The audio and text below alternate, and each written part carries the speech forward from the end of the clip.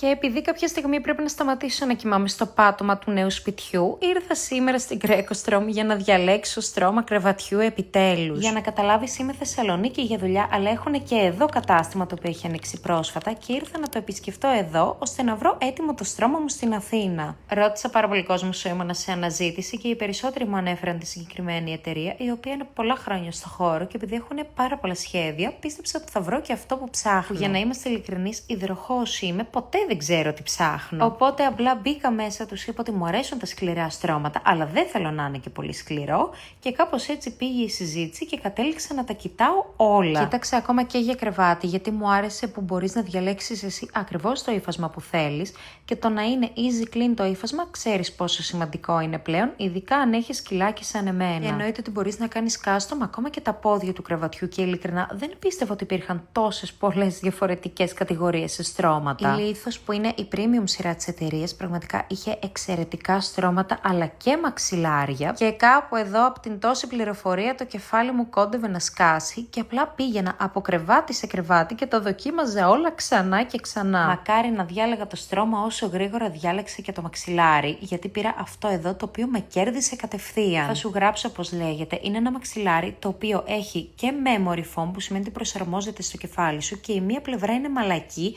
και η άλλη σκληρή. Όπως καταλαβαίνεις, είναι ακριβώς αυτό που χρειάζομαι. Κατέληξα λοιπόν στο στρώμα, έκλεισα και 2 μαξιλάρια και τώρα τα περιμένω στην Αθήνα. Και σίγουρα χρωστάω πάρα πολλά ευχαριστώ στις κοπέλες από το κατάστημα της Θεσσαλονίκης, γιατί με βοήθησαν όσο δεν φαντάζεστε. Χωρίς αυτές, εγώ ακόμα εκεί θα ήμουν και θα πήγαινα από κρεβάτι σε κρεβάτι να δοκιμάζω.